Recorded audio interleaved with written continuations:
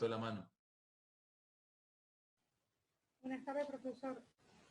Son dos consultas. Una es, yo elevé el trabajo práctico del grupo, ¿sí? Y en la página del trabajo práctico me decía que mi trabajo estaba el trabajo grupal estaba atrasado, presentado 9 horas después. Y no estaba presentado 9 horas después. No sé por qué el sistema me decía así. Yo le mandé un correo con la captura de pantalla y todo a su correo. Sí, creo que me llegó, pero no lo miré. En el otro trabajo que... Bueno, y en el otro trabajo que vencía hoy al mediodía, subí el trabajo práctico grupal y me decía que no figuraba nada y estaba el archivo ahí en el subido en la página. Así que no sé si yo le subí inmediatamente, le mandé un correo con las dos capturas de pantalla para que usted vea que nuestro trabajo estaba presentado en tiempo y forma.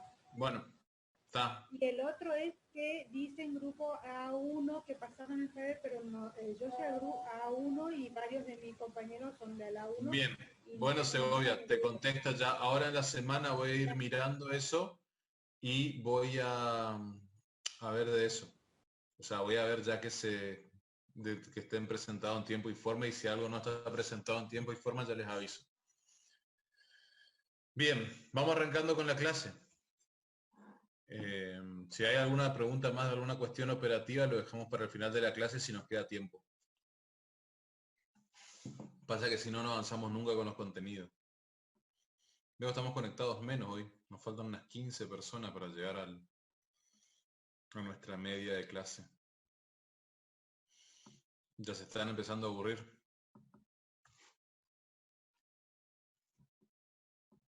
A ver.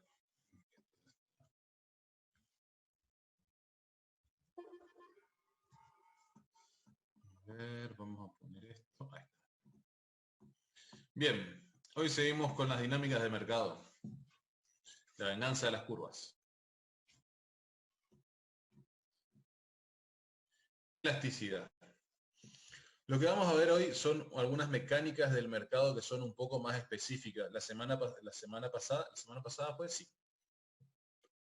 Vimos oferta y demanda, exceso en la oferta y la demanda y cómo interactúan precio y punto de equilibrio. Hoy vamos a ver otras mecánicas y otras dinámicas que tiene el mercado. ¿Sí?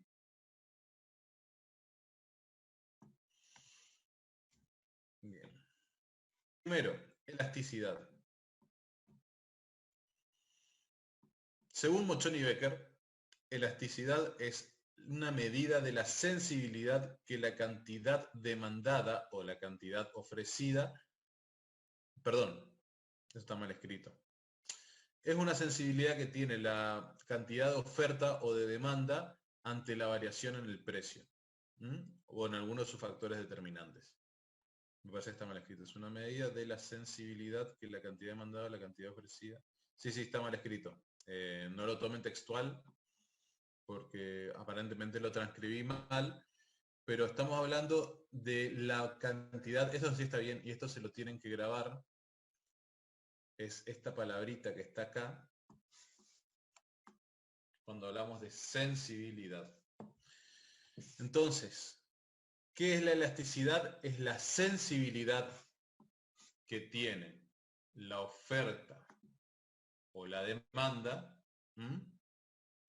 Nosotros vamos a ver puntualmente la de la demanda, pero es tanto en oferta como demanda. Es la sensibilidad en la cantidad de oferta y demanda ante la variación en algún otro agente, que ya puede ser alguno de sus factores determinantes, y el mayor de los factores determinantes es el precio. ¿Sí? ¿Estamos hasta ahí? Esto yo ahora lo voy a corregir antes de subirlo, así que ahora cuando lo suba le pegan una mirada ahí en el aula virtual. Yo voy a arreglar esto. Bien, vamos siguiendo. Entonces nos vamos enterando de qué va esto de la elasticidad.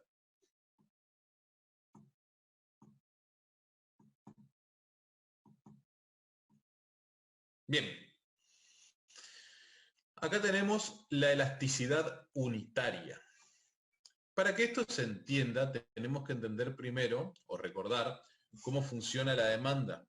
Esto es la demanda unitaria tal como la conocemos. ¿Se acuerdan que yo les decía, no existe la palabra proporcional en la demanda?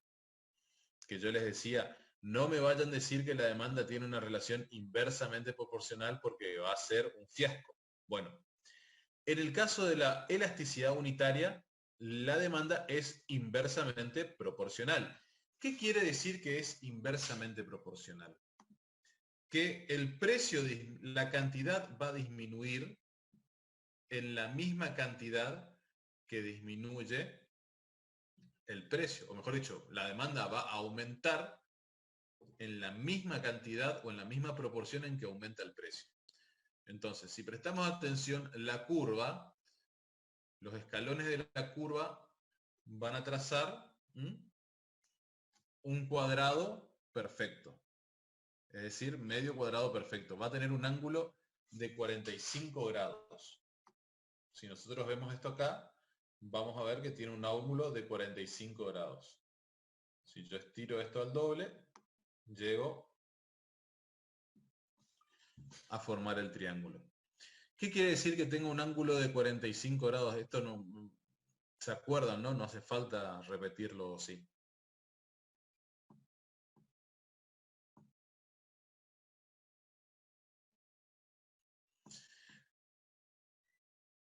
Lo que quiero decir con esto que tiene un ángulo de 45 grados, quiero decir que parte al cuadrado exactamente por la mitad. Veamos. Acá tenemos un cuadrado perfecto, ¿no? Un cuadrado con los 4 lados iguales y un ángulo de 90 grados. Hasta ahí estamos. Si yo lo parto por la mitad, el ángulo que aquí tengo es un ángulo de 45 grados. Si yo borro esta línea, me queda el ángulo del cuadrado, que es un ángulo de 90 grados.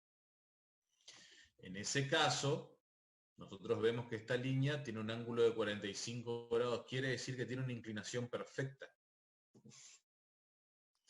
Como tiene una inclinación perfecta, lo que nos está marcando la línea es que al mismo tiempo que el precio aumenta, vamos a ponerlo acá, al mismo tiempo que el precio aumenta, las cantidades disminuyen. ¿Y qué disminuyen? Y disminuyen en la misma proporción. ¿Qué quiere decir esto? Que si el precio se aumenta al doble, la demanda se va a la mitad. Ni más ni menos.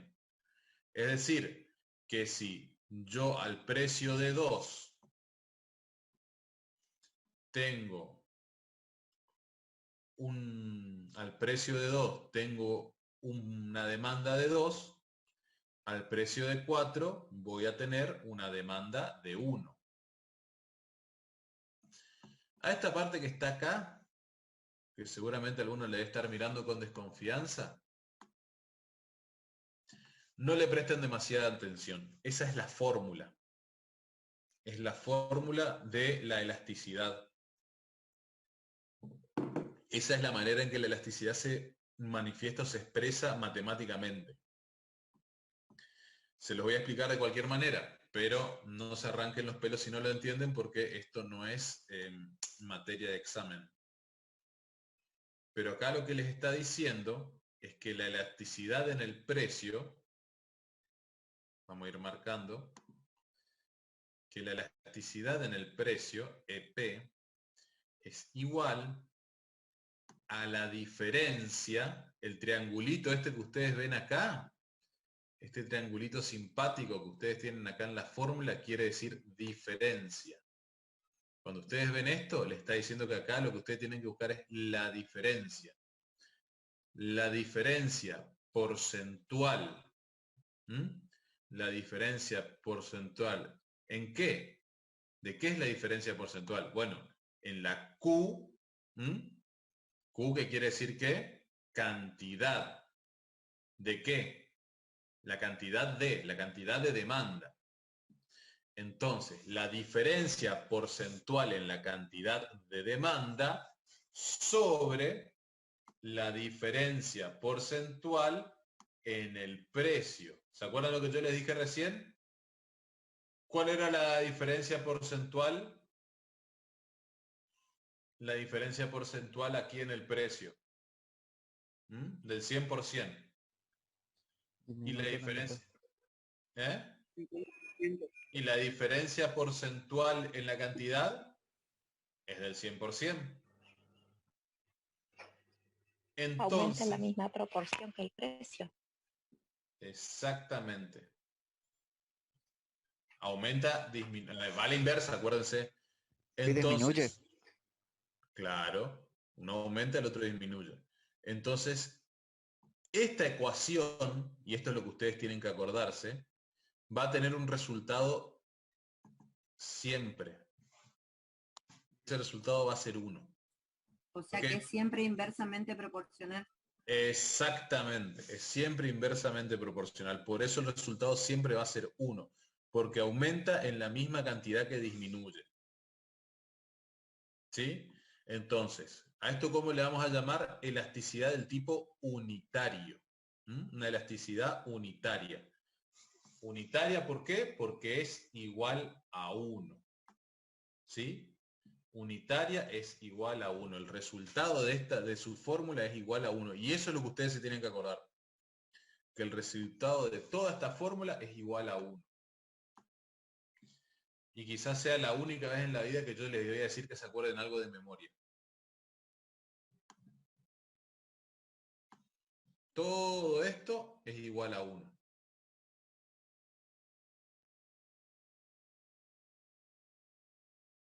¿Bien?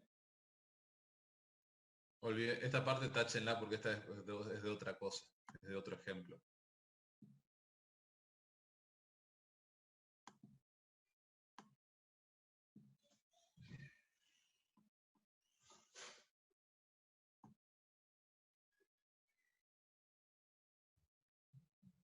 Sí, ya me imaginé si iban a perder con eso. No, porque está hecho para otra cosa. El ejemplo ese del -3 está hecho para otro ejemplo. ¿Estamos? Porque en realidad técnicamente hablamos si la curva esta no estaría representando. Es lo más parecido que encontré cuando busqué la imagen.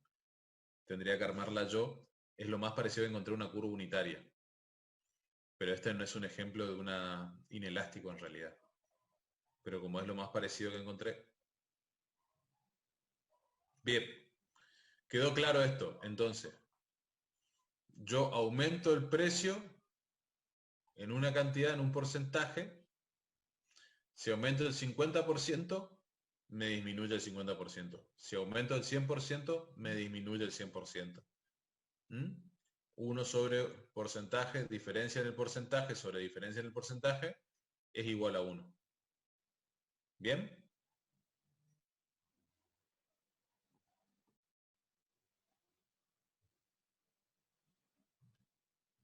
¿Estamos hasta acá? ¿Por qué es importante medir esto? ¿Cuál es el sentido de ver esto? La importancia está en analizar el tipo de producto en realidad. Eso es lo que nos va a interesar. Poder analizar y ver qué tipos de productos tienen qué tipo de elasticidad.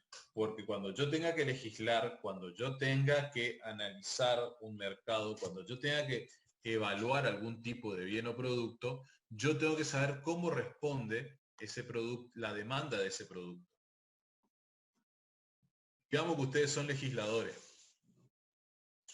y le tienen que poner impuestos a las cubiertas de los vehículos. ¿Le ponen impuestos a las cubiertas de los vehículos?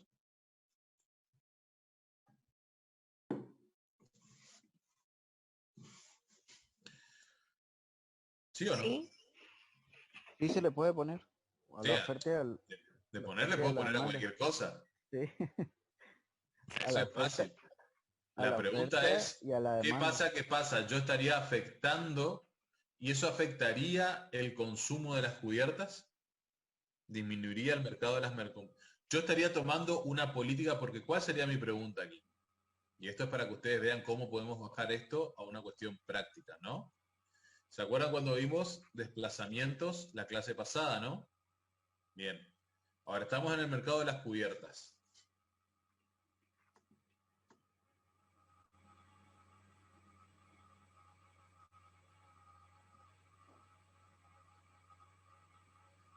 Voy a desactivar los audios. Estamos en el mercado de las cubiertas. Esto más, tengo más cosas. Por favor, les voy a pedir también, no quiero ser a riesgo de parecer muy denso, traten de hablar lo mínimo posible, porque si no, yo por ahí pienso que me están hablando por el chat y me distraigo. Estamos en el mercado de las cubiertas y tenemos oferta y demanda. ¿Sí? Bien.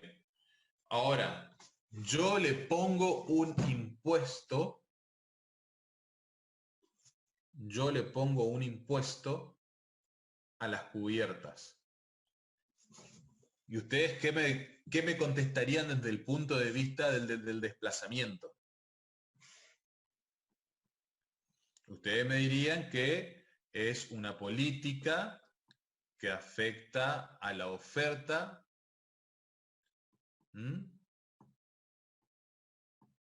De manera negativa y por lo tanto se desplazaría hacia la derecha generando una nueva curva de oferta.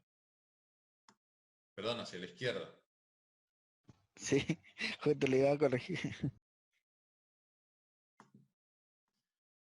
Y ustedes me dirían, no, pero ¿dónde está la trampa acá? La primer trampa, ¿dónde está?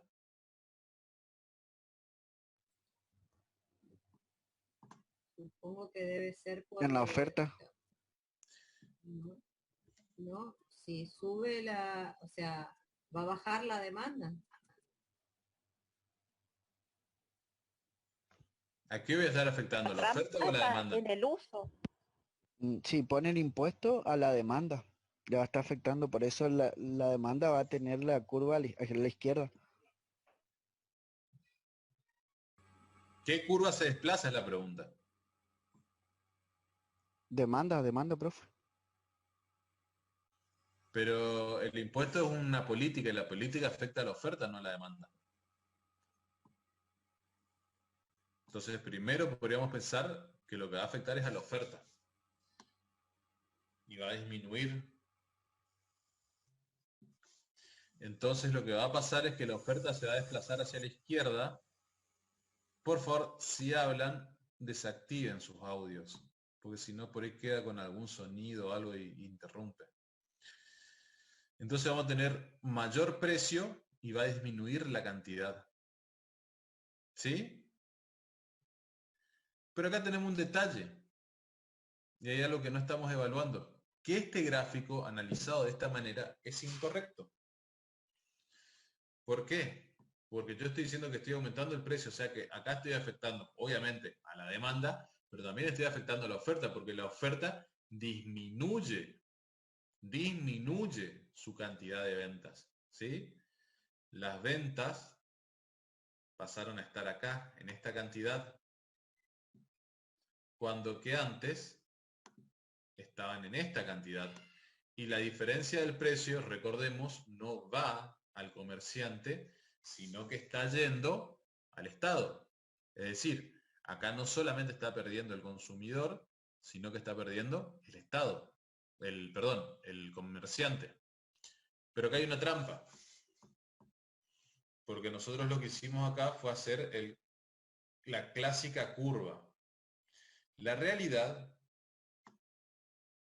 es que si nosotros dibujáramos la curva de oferta y demanda, como la dibujamos siempre, esto sería claramente así. Pero lo cierto es que la curva de la demanda no es una curva, porque ¿qué clase de curva es esta? Contéstenme ustedes ahora que lo acaban de ver. Esta curva así en ángulo de 45 grados, ¿qué es? Es una curva unitaria. Lo que quiere decir que a medida que aumenta el precio, disminuye su cantidad en la misma proporción. ¿Sí? Por eso es que disminuyó la cantidad. Pero en realidad la curva de la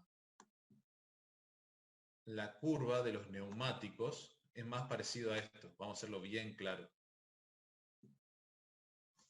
¿Sí? Es inelástica, no se mueve, la cantidad es fija, por lo menos en el corto plazo. ¿Y qué va a pasar cuando yo aplique el impuesto y le aumente el precio? La cantidad va a seguir igual. ¿Por qué? Porque yo puedo andar con el aceite quemado del coche, yo puedo agarrar, hacerle puente y recargarle una batería, yo puedo hacer un montón de cosas con mi auto. Lo que no puedo hacer es tenerlo sin cubierta. La cubierta sí o sí la tengo que comprar.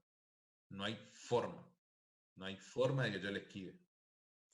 Por eso, este tipo de bienes que tiene una demanda de tipo inelástica, yo le puedo aplicar impuestos para recaudar más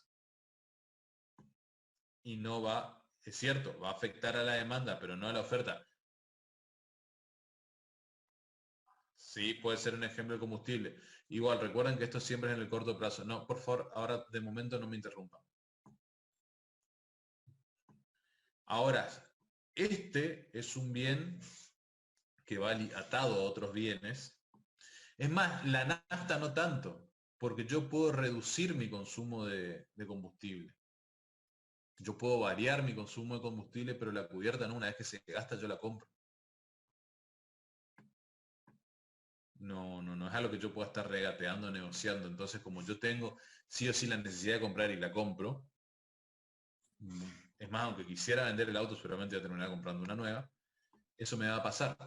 Ahora, solamente las cubiertas tienen este tipo de curva, no. A saber, hay 3 bienes que tienen este tipo de curva en general, que son los bienes de primerísima necesidad, como pueden ser medicamentos oncológicos,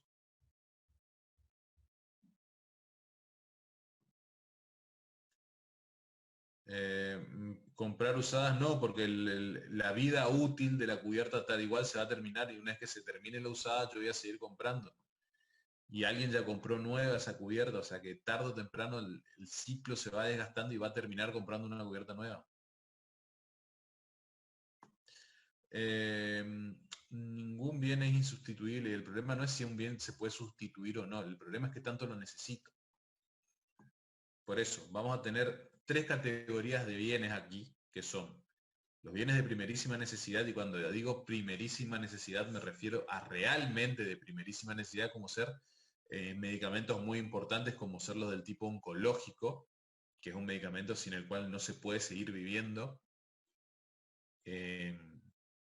Y así, porque ustedes me dicen, no, mire, profe, qué sé yo, la sal no es de primerísima necesidad, el azúcar tampoco.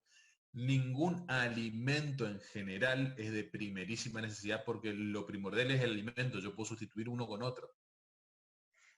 No hay nada. Lo que sí es de primerísima necesidad es la insulina si yo soy diabético. Si yo tengo determinado grado de diabetes y necesito inyectarme insulina para vivir, la insulina es de primerísima necesidad. ¿Y cómo de tu curva de la demanda? Y mira, es totalmente inelástica porque yo puedo dejar de respirar pero no de ponerme insulina, más o menos. Entonces, no importa cuánto esté la insulina, yo la voy a comprar igual. Y pero si es demasiado cara, y buscaré ayuda a alguna, ¿cómo se llaman estas asociaciones? A una fundación, ayuda al Estado, le pediré prestado a mi vecino, voy a hacer lo que sea. Pero yo la compro. Primer caso. Segundo caso, la sal. La sal es un bien de demanda inelástica. ¿Por qué? Porque acá vamos a tener la categoría de todos los bienes cuya incidencia es demasiado baja dentro de nuestro presupuesto y por lo cual no vale la pena prescindir de ellos. Es decir, ¿cuánto sale un paquete de sal? No tengo idea. pero supongamos que sale 50 pesos. No, pero mirá que yo mañana le voy a subir el 20, 30, le subo el 100% mañana. Mañana no va a estar 100, va a estar 150 la sal. ¿Y vos vas a dejar de comer con sal por 150 pesos? Y la verdad que no. Es muy baja la incidencia de la sal dentro de mi presupuesto. Sacrificaré otra cosa, dejaré de consumir alguna otra cosa, pero la sal la voy a seguir consumiendo. Porque es tanto lo que tanto el beneficio que me reporta en términos de gusto, y es tan poco lo que me cuesta que no lo voy a dejar de hacer. Imagínense ustedes dejar de comer con sal solamente porque la sal está cara. Y así cualquier otra cosa que tenga una incidencia muy mínima dentro de nuestro presupuesto va a pasar a tener un tipo de demanda inelástica. Y como veníamos hablando, está bueno saber cuáles tienen, porque por ejemplo, son normalmente bienes que son pasibles de tener impuestos internos, como lo son las cubiertas o los cigarrillos. Tercer grupo de bienes con demanda inelástica. Los bienes que están atados a vicios. En ese caso, el impuesto tiene dos finalidades. Primero, recaudar. Segundo, no, Gabriel, el aceite no es de demanda inelástica. Es de demanda unitaria. Los bienes en general responden a la demanda unitaria.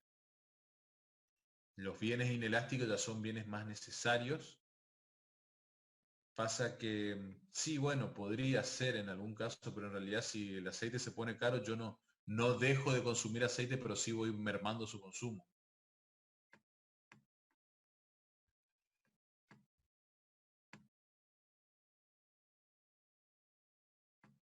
Ahora, no pasa porque tenga o no sustituto, porque inclusive la leña es cara. La electricidad también, sube la electricidad, empezamos a pagar las luces, ahí no empezamos a acordar que tenemos que apagar las luces. Las bebidas alcohólicas, también otro bien que es pasible de tener impuesto interno. ¿Por qué? Porque ahí yo tengo dos finalidades. La primera es recaudar, claramente. La segunda es desincentivar el consumo. Yo lo que busco ahí es hacer que el consumo baje, lo cual es un poco gracioso porque yo sé que la demanda es inelástica. Entonces, yo tengo mi curva 1, mi curva 2, y yo es muy poco lo que hago, pero bueno, yo con lo que recaudo acá puedo, por ejemplo, financiar los hospitales para que inviertan en atención para problemas pulmonares, y lo saco acá del cigarrillo, o cosas así.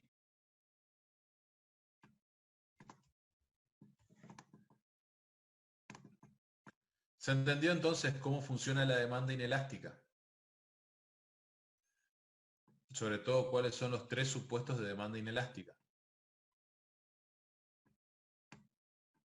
Porque eso sí es pregunta. ¿Y en cuál de esas tres estarían las cubiertas de los vehículos? Y son bienes de primera necesidad. Está más cerca de eso.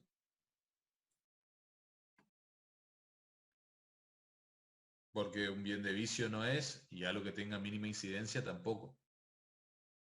Pero es tan vital para, no tanto sí para la vida, pero sí para la vida del auto que lo terminamos comprando igual. Ahora, dentro de esto también tenemos dos tipos de inelasticidades. La inelasticidad simple, si se quiere, y la demanda perfectamente inelástica, como es la que ven en pantalla. ¿Bien? Y acá es lo que está, fíjense ustedes, acá les marca el ejemplo de, bien, varía un 40% la cantidad. ¿Y cuánto varió? Perdón, varió 40% el precio y la cantidad varía solo un 10%. Si yo hago la ecuación, este resultado va a ser menor a 1. Como va a ser menor a 1, va a dar cuenta que estamos frente a una demanda inelástica. ¿Se acuerdan la ecuación? La que vimos hoy. Esta ecuación, le dije que acá el resultado iba a dar igual a 1. Acá va a ser menor a 1. Va a ser un número menor a 1, por lo tanto, es una demanda, está marcando que es una demanda inelástica.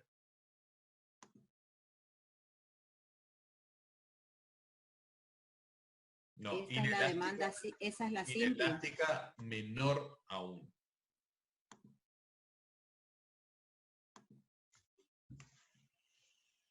En la elasticidad unitaria era 1 y en la inelástica es menor a 1. Ahora vamos a ver la completamente elástica, la demanda elástica, que es el caso contrario. Fíjense ustedes cómo varía el precio y cómo varía ahora la cantidad.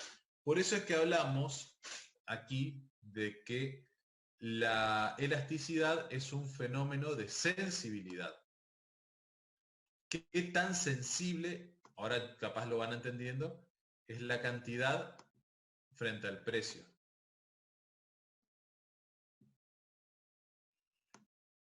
Y acá es muy sensible.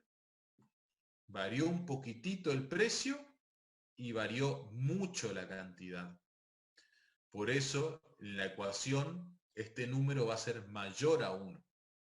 Mientras más se aleje del 1, mientras más grande sea, más elástica va a ser la demanda. Acá normalmente encontramos a los bienes de ocio, a los bienes de satisfacción, a los dulces, a los postres, a los chocolates, al cine. Todo lo que tenga que ver con la recreación suele estar acá. Entonces subió un poquitito el chocolate y yo ya dejo de consumir. Bajó un poquitito el precio y digo, ah, qué barato que está, voy a comprar mucho. No sé si a ustedes les pasa. No, a mí me pasaba con el chocolate eso, por ejemplo. Algunas personas con el cine, hay otras personas que, por ejemplo, esto es muy subjetivo a la vez. Estamos hablando en general, hay personas que para el cine es un hábito muy normal y por más que varíe el precio, no dejan de ir al cine. No van al Cultural cine de también. manera ocasional, sino que van al cine de manera regular. Claro, como cultura.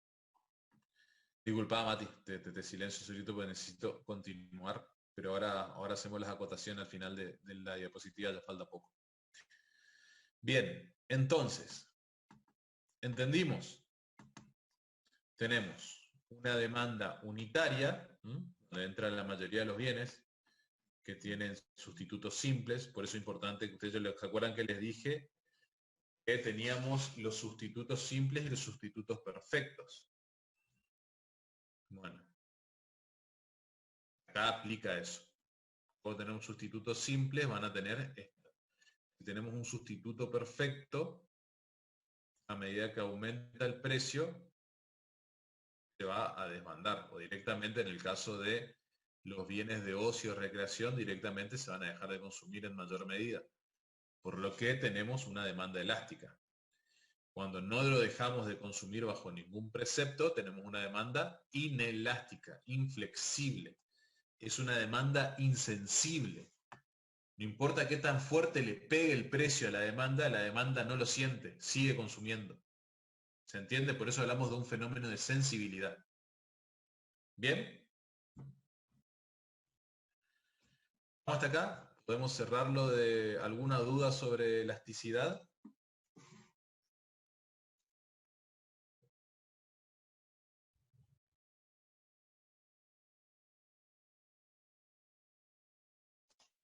Profe, ¿Sí?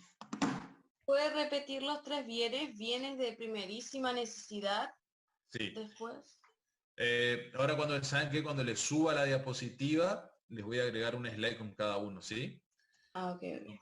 Bienes de primerísima necesidad, bienes que cuya incidencia en el presupuesto es muy baja, y los bienes que generan vicios.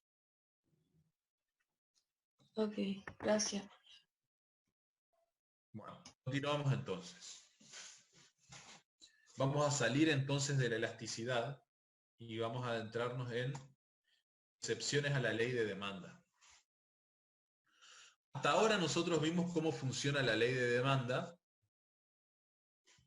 que a medida que aumenta el precio, disminuye la cantidad demandada. Acá vamos a ver tres supuestos, en realidad dos porque el tercero ya los vimos, en los que esta ley se anula. Y a medida que aumenta el precio, aumenta la cantidad demandada. El tercer caso de los bienes inferiores ya lo vimos, ¿se acuerdan? Habíamos visto lo de las papas.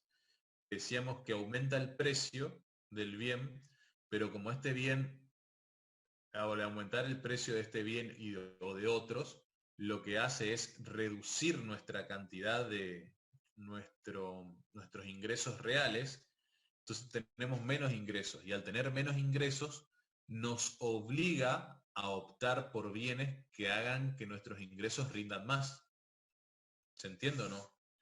Entonces, si aumenta la papa, probablemente terminemos consumiendo más papas. ¿Por qué? Porque tenemos menos dinero y tenemos que hacerlo rendir más. Y además porque normalmente estos aumentos se dan dentro de un proceso inflacionario. Entonces, al aumentar todos los bienes, yo trato de consumir aquellos bienes que me reportan mayores beneficios, aunque no sean los de mayor agrado, como pueden ser la papa, la galleta, la soja y demás. Ya habíamos hablado de esto del caso de la soja en el 2000, como para los argentinos se convirtió en un bien inferior, claramente.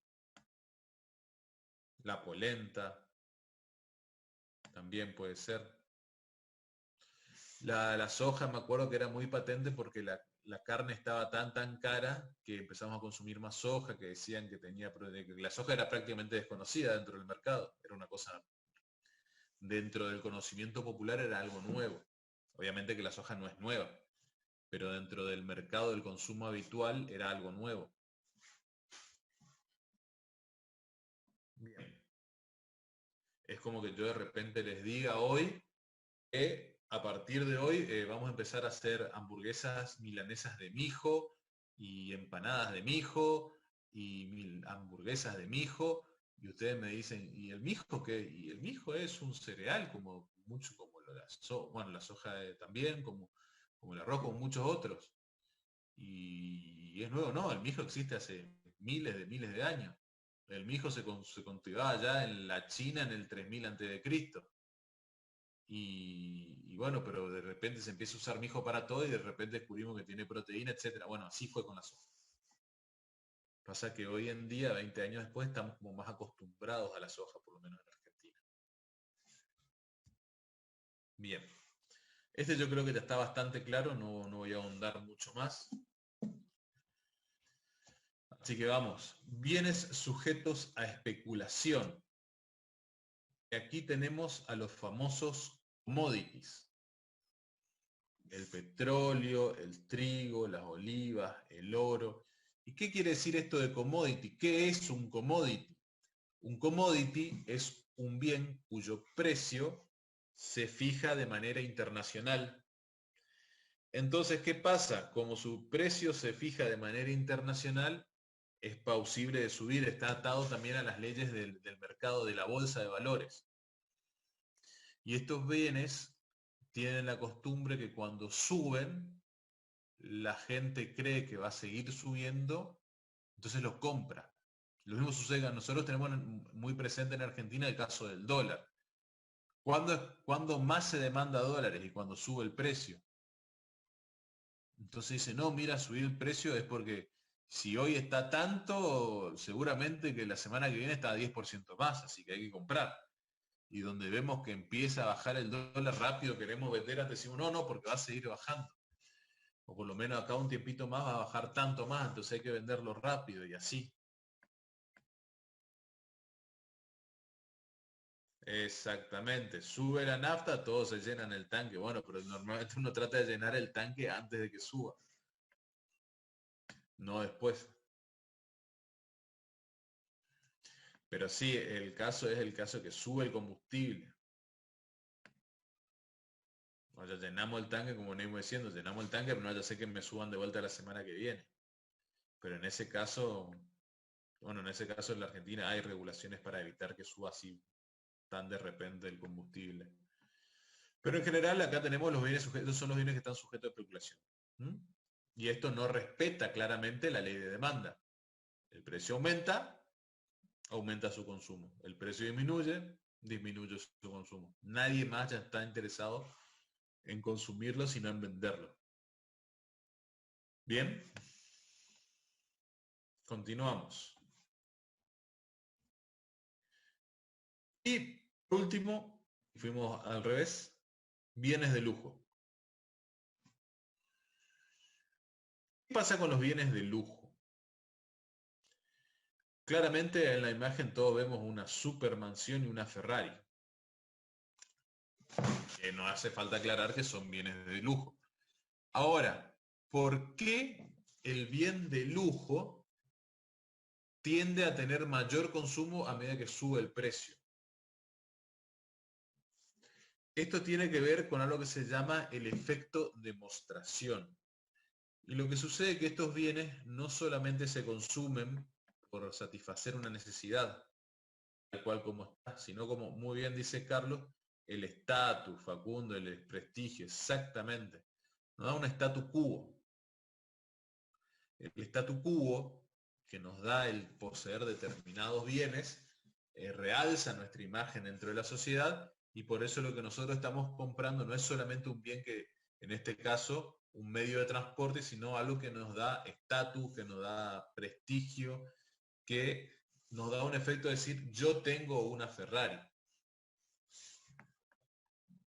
Y quizá, está bien, nadie va a negar que una Ferrari es una tremenda pieza de ingeniería, pero quizá haya autos que tengan el mismo nivel de ingeniería y no salgan tanto como una Ferrari.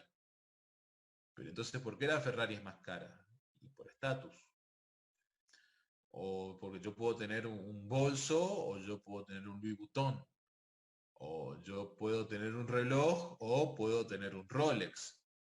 ¿Y qué diferencia hay entre tener un Rolex y tener un Swatch muy bonito? Que Swatch también es una muy buena marca. Y la verdad que muy poca. Y entonces, ¿por qué? Y bueno, y porque el Rolex me da estatus. Claro, pero no solamente vende la marca, porque todas las marcas se venden, sino que acá hay algo más. Acá la marca ha logrado un nivel de reconocimiento y prestigio superior. ¿Sí? ¿Se entiende esto? No, no, es algo que trasciende la moda, Nara. No, no, normalmente no es tanto la moda. Pues suele tener un... Fíjense ustedes. Ustedes saben lo que es un Rolls Royce. Un Rolls Royce es otro auto que es uno de los autos más prestigiosos del mundo. ¿Saben quién se compró un Rolls Royce?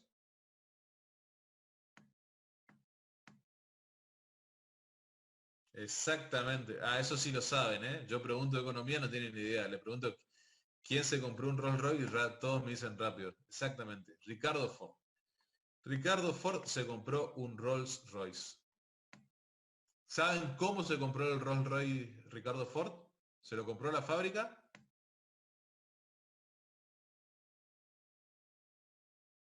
Ya no me contestan tan rápido.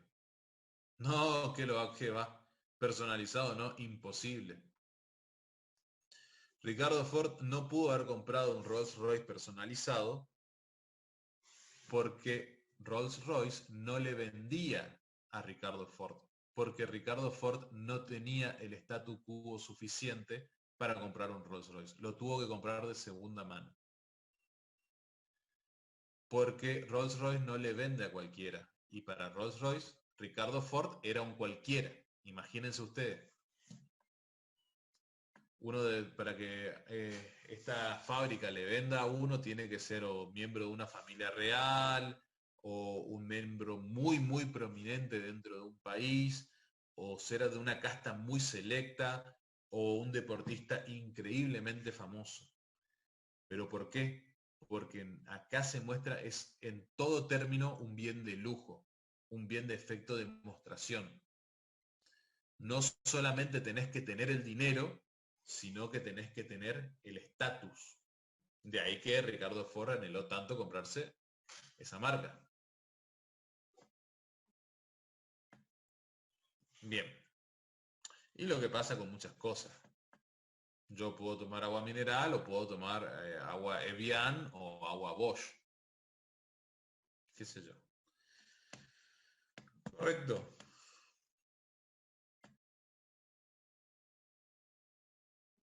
$200 millones, no más. Bien. ¿Quedamos claros entonces? Veo que están muy pocos con la cámara prendida. Tienen que acostumbrarse a prender la cámara.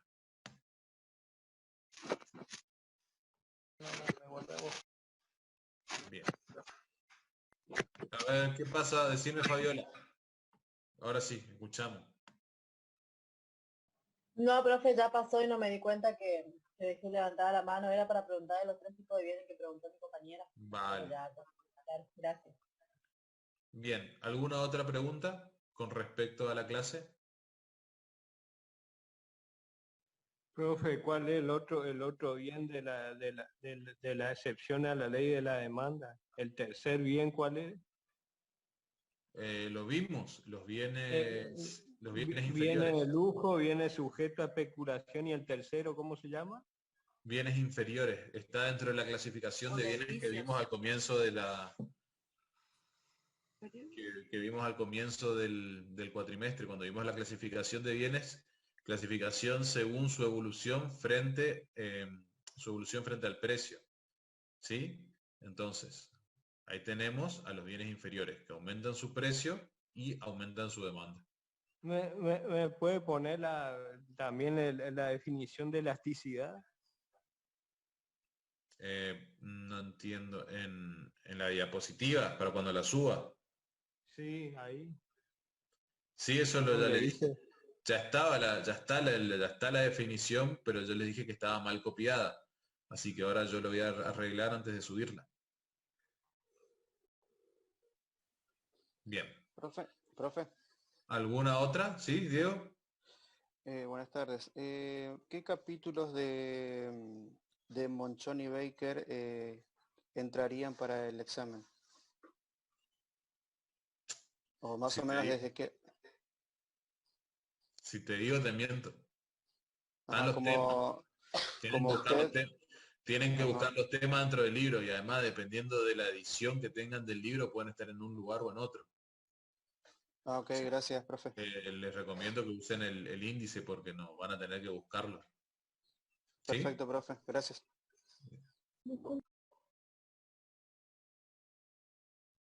Ahí está, gracias. Ahí Sarsa dice que en el programa están los capítulos. Yo no había prestado atención. Bien. Estamos entonces con la clase de hoy. ¿Alguna otra duda? Disculpe, profe. Estoy Sí. al libre. Quisiera saber qué más o menos diría usted o qué libro utilizaría. Ay, Rocío, no te escuché nada. Para el examen lo que entra es bolilla 1, 2 y 3. ¿Y qué libro utilizaría usted? Y toda la bibliografía que tengan nomás. Ustedes no se tienen que preocupar porque los libros que nosotros les damos, les recomendamos, dicen todos más o menos lo mismo. Si quieren agarrar un libro de cabecera y ustedes tienen acceso a todo el material, ustedes tienen la ventaja esa, tienen todo el material disponible. Agarren Monchón y Becker, lo que no encuentren en Monchón y Becker, búsquenlo en el libro de la cátedra, lo que no encuentren en el libro de la cátedra, búsquenlo en las clases que damos. Y lo que no encuentren, si no está en las clases, no está en Monchón y Becker y no está en el libro de la cátedra y no lo vimos. Es así de sencillo. No hay mucha más vuelta que darle a eso, dijo el que estaba arriba del muro. Entonces, no se preocupen, y de última, yo por eso no sé, es raro. Yo les recomiendo en general que no falten a las clases por esto. Hay cosas que no están en los libros. Hay cosas que en los libros no las van a encontrar. Las explicaciones que las damos en clase no están en los libros. Esto no es una materia de derecho. Ustedes la materia de derecho saben cómo buscarla, van a entender cómo funciona. Esto es una materia diferente. Esto es una materia que resume muchísimo de toda una carrera, o de media carrera, de manera simplificada y muy sencilla para un curso introductorio de derecho. Por eso es difícil encontrar todo lo que nosotros vemos, sobre todo desde el enfoque que nosotros lo damos, en un solo libro. Por eso es que se redactó el libro de la cátedra. Pero el libro de la cátedra, como les dijo el licenciado, tampoco va a ser suficiente. Tienen que ir a los demás libros, sobre todo por las explicaciones. Todo lo que tenga que ver con gráficos, todo lo que tenga que ver con curvas, va a estar muy bien explicado en Mochon y Becker. Todo lo que tenga que ver, pero Mochon y Becker falla mucho a la hora de ver las cuestiones conceptuales. Ahí es mejor que agarren el libro de la cátedra, o quizá también si tuvieran el libro de Bécile a mano, sería bueno que lo agarren porque no tiene muchas cosas, pero las cosas que las tiene muy claras, muy sintéticas. También, inclusive, pueden apoyarse en el libro de la otra cátedra en materia conceptuales cuando ustedes vean que viene más o menos de la misma mano. Por eso tienen todo el material disponible. Y además tienen las clases de Atalía grabada y tienen las clases conmigo para venir, escuchar, sacarse las dudas, preguntar. Por eso yo quiero que mi exposición sea lo más breve posible, lo más sintética y atender a las dudas que puedan tener. Pero para atender a las dudas de ustedes, tenemos que aprender a tener una dinámica en la que ustedes vengan con el tema estudiado. Por eso yo también a comienzo ya les adelanté. Ustedes saben perfectamente qué clase vamos a dar una después de la otra. Está en el, no se lo subí a ese, si no se lo subí, se lo voy a subir al Power ese, que explica clase por clase que vemos. Fíjense ustedes, esto es un tema que es dinámica de mercado, lo tengo dividido 1 y 2. Yo ya sé que voy a dar. Yo sé lo que voy a dar la clase que viene y la siguiente a esa, y aunque no la dé yo o la dé el licenciado o venga, sabemos exactamente, todos en la cátedra sabemos qué tenemos que dar.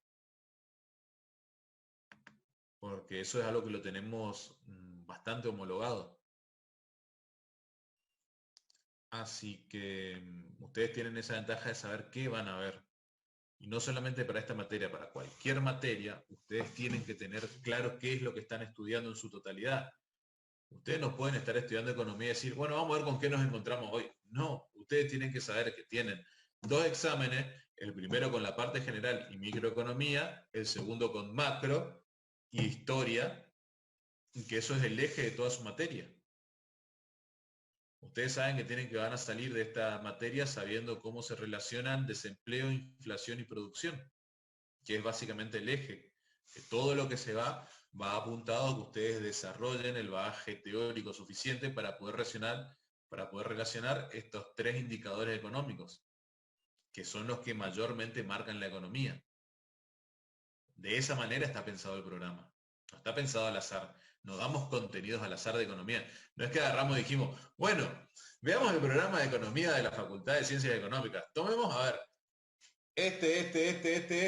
y bueno, y eso le damos ahora a los alumnos de Derecho. No, tiene un sentido lo que nosotros le damos aunque no lo parezca.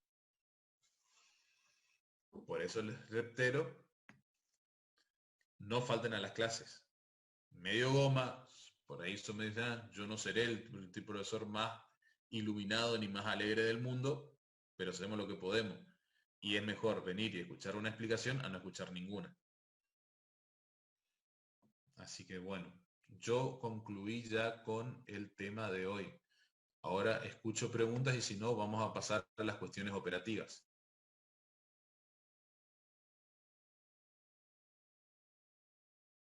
Bueno, me alegro, Mati. Profe, yo tengo entendido que yo siendo alumna libre no puedo entrar en el campus virtual de su materia para descargar el PowerPoint y demás. No, ¿Quién está hablando? Rocío, vos vas a rendir libre. Claro, Mira, porque Rocío, en ese caso yo te recomiendo que te contactes con algunos con tus compañeros y que algunos de tus compañeros muy amablemente y de manera solidaria te pase el material que vos te haga falta. vale. Yo no te puedo dar un acceso al aula virtual. Profe, ¿todo este último tema entra en el parcial del lunes? Por supuesto que sí. Bueno, gracias. Es más, va a entrar esto y va a entrar lo de la clase que viene, que seguramente la va a dar el licenciado. Así que les recomiendo que presten mucha atención y no falten a la clase que viene, porque les vas a explicar fallos de mercado. Para lo cual, ustedes ya tienen que estar súper iluminados de qué es el mercado, cómo funciona, cuál es su dinámica, y no se les ocurra hacerme quedar mal. Porque cuando el Disculpe, licenciado... profe, ¿sería el lunes que viene el examen? Sí. Gracias. Carlos, no. Como ya acabo de mencionar, los oyentes no tienen acceso al aula virtual, tienen todo el derecho a estar acá en clase, pero no pueden participar del examen.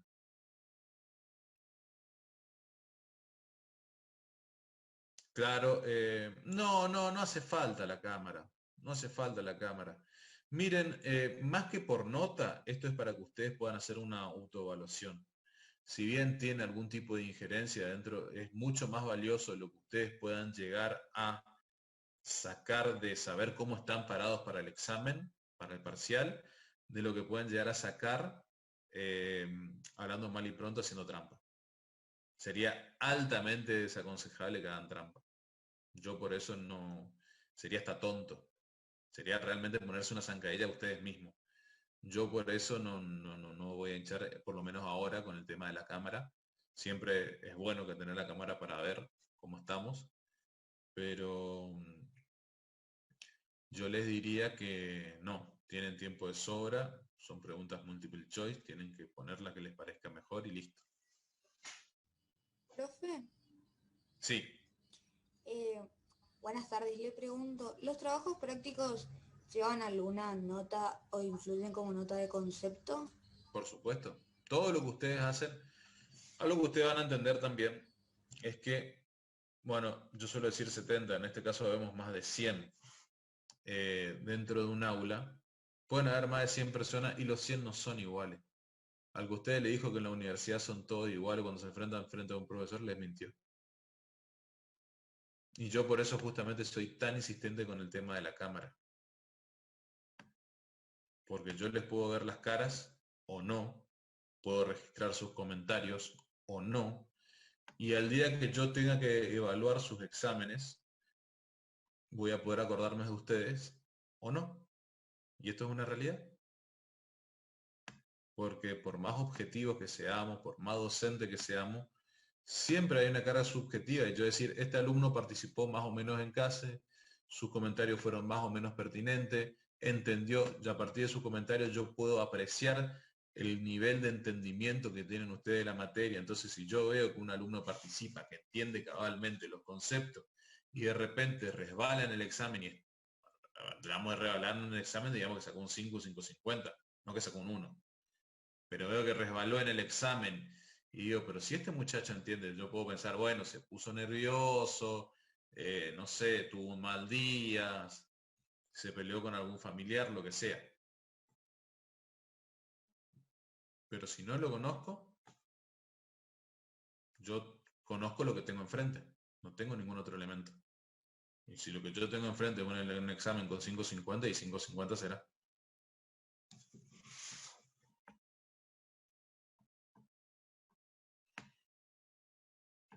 Eso es para que tengan presente nada más.